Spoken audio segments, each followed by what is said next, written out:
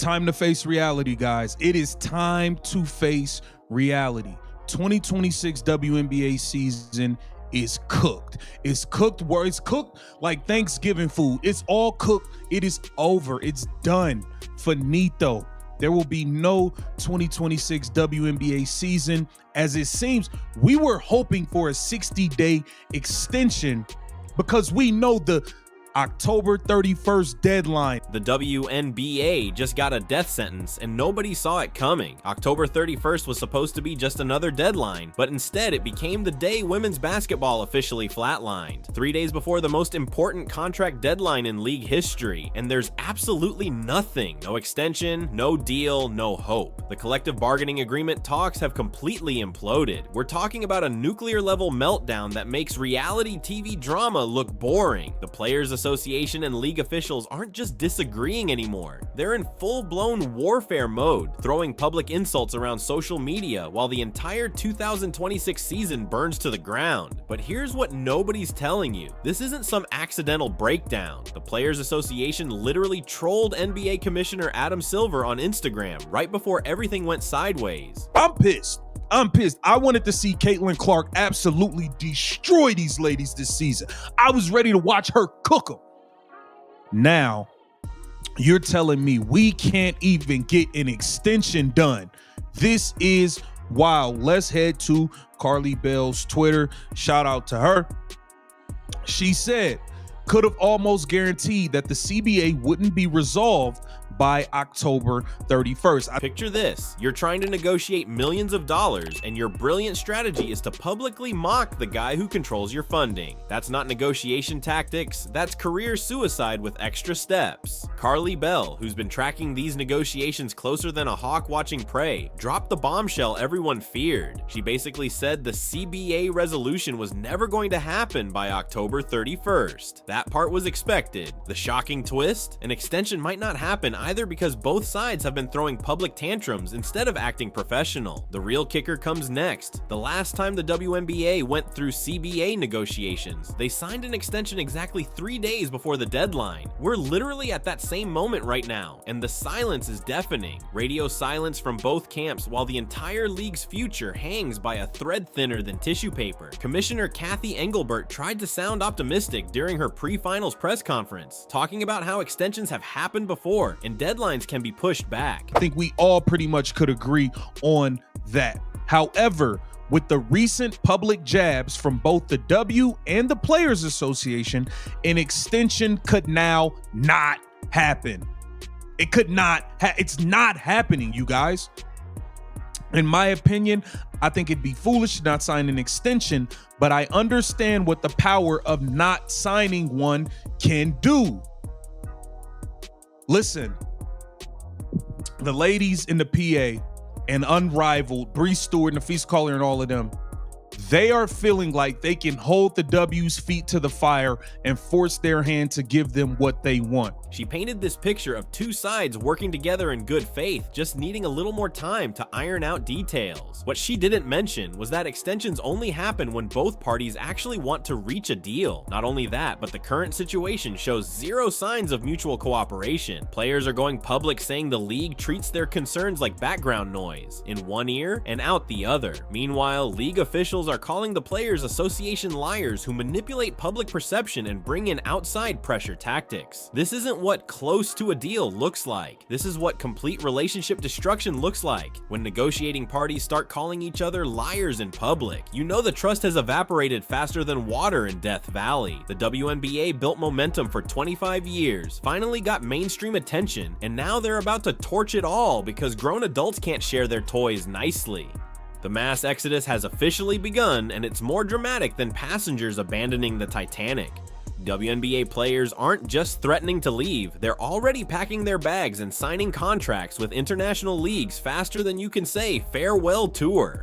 No season, no extension is better for Unrivaled because that's where all the players are going to be. You already know that players have already agreed to contracts with Project B. That's already out there. They've already been in negotiations and signed WNBA players. This is happening.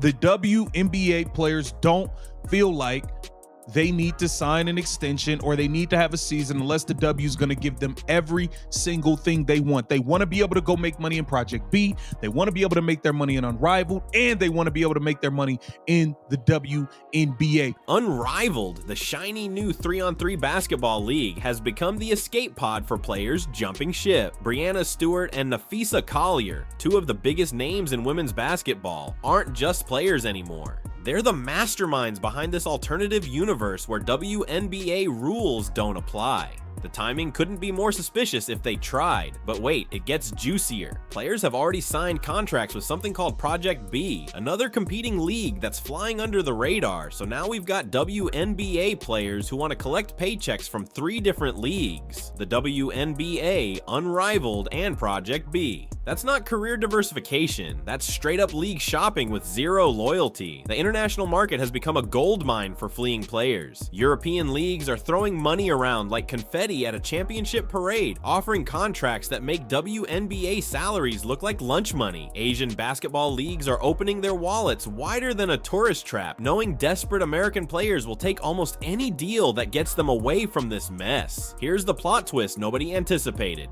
No extension is being signed. We watched the Players Association troll Adam Silver on Instagram, and then we saw the NBA get hit with a crazy gambling thing that's trickling down into the WNBA. Now the WNBA injury reporting being investigated. All of these things are happening. Adam Silver has a meeting with the feds on the 31st. You think an extension or a deal with the WNBA is about to be signed on the 31st? Come on, let's be serious here. Let's be serious here. The NBA is the real moneymaker. He needs to get that resolved with the feds first.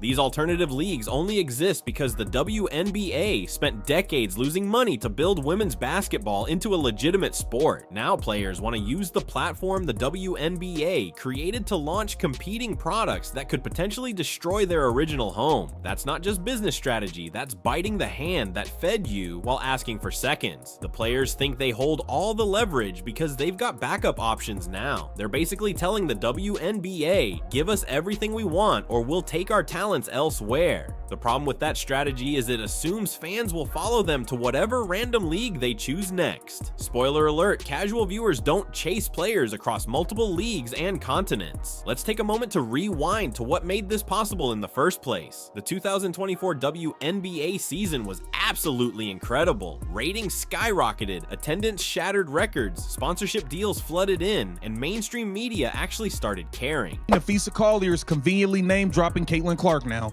Every 30 seconds, she's saying this girl name. Every 30 seconds. She can't sneeze without Caitlin Clark. She can't sneeze without Caitlin Clark name coming out her mouth. All for her own personal gain and benefit. Not because she cares about Caitlin at all. Let's be clear. She had nothing to say about Caitlin Clark being targeted for the last 2 years.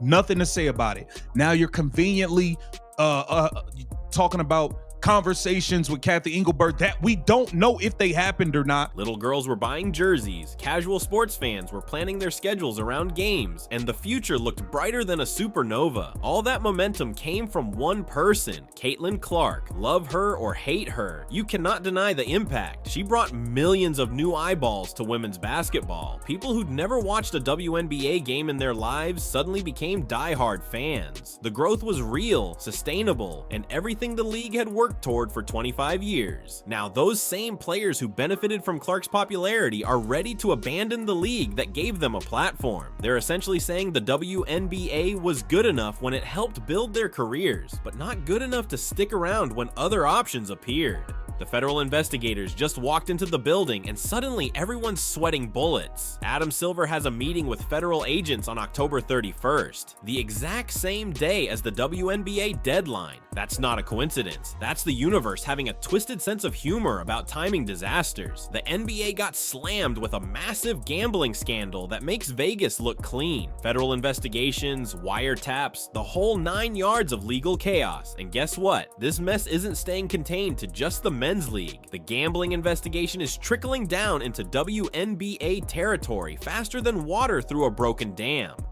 She called you a liar. She said you're a liar. Caitlin Clark says she never heard about this until you got on the podium and said it in front of the world. That's a little shady to me. So at the end of the day, these players feel like they have the leverage, and it's looking like there won't be a 2026 WNBA season. But here's where things get absolutely wild. WNBA injury reporting is now under federal investigation too. Someone apparently forgot that lying about player injuries when millions of dollars in gambling money is floating around tends to attract unwanted attention from people with badges and subpoenas. Silver's priorities became crystal clear when federal agents started knocking on doors. The NBA brings in roughly $10 billion annually. The WNBA brings in maybe $200 million on a good year. When you're the commissioner facing federal gambling charges and you've got limited time and resources, which problem gets solved first? Elementary math says the billion-dollar problem wins every time. Not only that, but the timing couldn't be worse for WNBA negotiations. Silver's got federal investigators breathing down his neck about potential gambling violations, league integrity questions, and massive financial implications. Meanwhile, some women's basketball players are demanding more money and scheduling flexibility. Guess which crisis gets his full attention? The gambling investigation isn't just about money, it's about the entire legitimacy of professional basketball. If federal agents find evidence that games were influenced by gambling interests, or that injury reports were manipulated to affect betting odds, the whole sport takes a credibility hit that could take decades to recover from. Let's pause and consider this nightmare scenario. Owners are getting investigated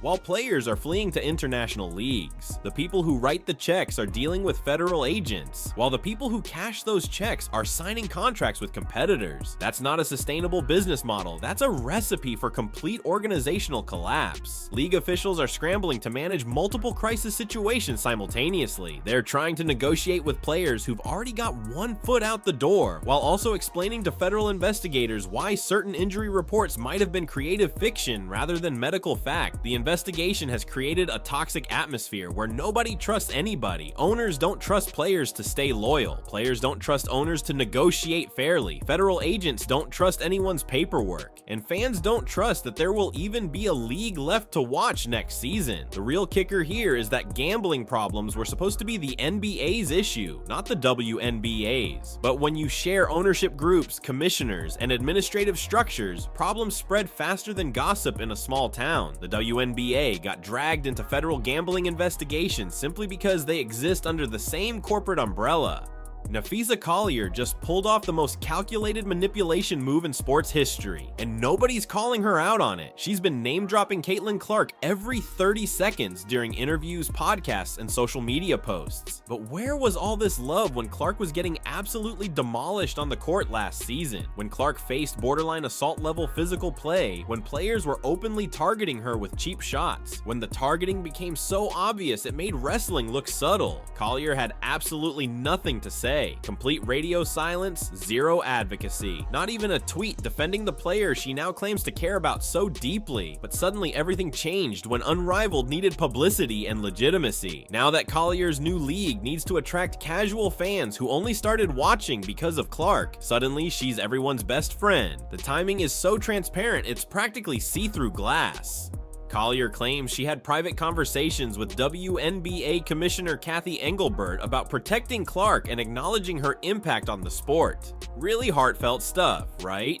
Except Clark herself said she never heard about any of this until Collier announced it publicly on a podium. That's not advocacy. That's using someone's name for clout and publicity. Here's the psychology behind this manipulation. You attach yourself to the biggest name in the sport, claim you're protecting them, get all the positive public relations credit, but never actually do anything that might cost you personally. It's brilliant in the most unethical way possible. Unrivaled has raised millions of dollars from investors who were promised returns on their investment. Collier sold wealthy people on a vision of revolutionary women's basketball, took their money, and now needs to deliver results. How do you make sure your league becomes the priority instead of a side project? Simple. Eliminate the competition. The math here is brutal but obvious. If there's no WNBA season in 2026, all the top players will be available for Unrivaled full-time. No scheduling conflicts, no divided attention, no competition for viewership. Collier needs the WNBA to fail so Unrivaled Unrivaled can succeed. Imagine you just convinced investors to give you $20 million for your basketball league. Then you turn around and tell them you're going back to play in the WNBA full-time, making Unrivaled just a hobby project. Those investors would sue you into bankruptcy faster than you could say breach of contract. Let's connect these dots clearly. Collier has financial obligations to investors who expect Unrivaled to be her main focus. She can't fulfill those obligations if she's playing a full WNBA season, so the WNBA has to go away, and if it means manipulating public perception using Clark's name, that's apparently acceptable collateral damage. The most frustrating part is that Clark has been nothing but professional throughout this entire circus. She hasn't complained publicly, hasn't taken sides, hasn't demanded special treatment. She just wants to play basketball, and the league that's supposed to support her is imploding while people use her name for personal gain. Not only that, but Clark's potential sophomore season might vanish because people are playing power games with her career. She didn't ask to be the face of the league. She didn't ask to be used as a bargaining chip, but here we are watching her future get decided by people who care more about their side hustles than protecting the main product.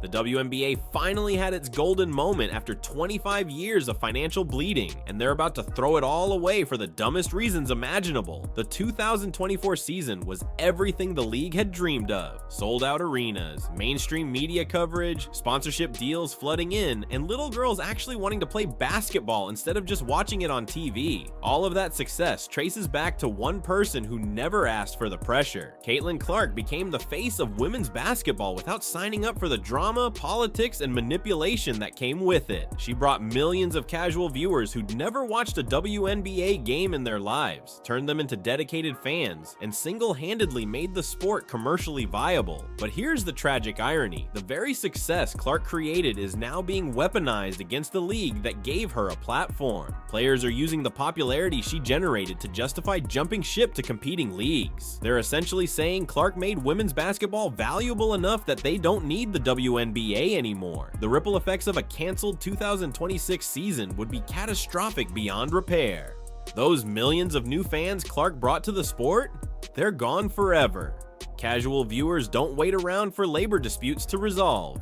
They find something else to watch and never come back. Getting them interested again would be nearly impossible. Let's be brutally honest about what's happening. This is the ultimate test of whether women's basketball can sustain success, or if it was just a flash in the pan built around one generational talent. If the league implodes right after reaching peak popularity, it proves all the critics right who said women's sports couldn't maintain long-term commercial viability. Corporate sponsors who finally started taking women's basketball seriously are already getting nervous. Nobody wants to invest marketing dollars in a league that might not exist next year. Those lucrative sponsorship deals that took decades to secure could evaporate faster than morning dew if uncertainty continues. The most infuriating part of this disaster is that everyone involved knows exactly what they're destroying. League officials, players, agents, and investors all understand that the WNBA was finally breaking through to mainstream success, yet they're willing to sacrifice all that progress for short-term financial gains and ego battles. Clark's rookie season proved that women's basketball could draw massive audiences when marketed properly and given quality players to showcase. Her games regularly outdrew men's college basketball, her jersey became the best-selling women's sports merchandise, and her presence turned routine games into must-watch television events. Now here's the kicker that makes this whole situation even more ridiculous. The people fighting over money and control are arguing about revenue streams that wouldn't exist without Clark's impact. The increased television deals, sponsorship opportunities, and international interest all happened because she brought legitimacy and eyeballs to the sport. If you're enjoying this breakdown of how professional sports organizations can self-destruct in record time, make sure to hit that subscribe button. Watching billion-dollar leagues implode over petty disputes apparently makes for quality entertainment content. The 2026 season hangs in the balance while adults throw tantrums instead of protecting the product that finally started working. Clark deserves better than being caught in the middle of this mess. Fans deserve better than watching their newfound interest get crushed by politics, and women's basketball deserves better than leaders who prioritize personal gain over long-term success. But here we are, watching it all burn down in real time.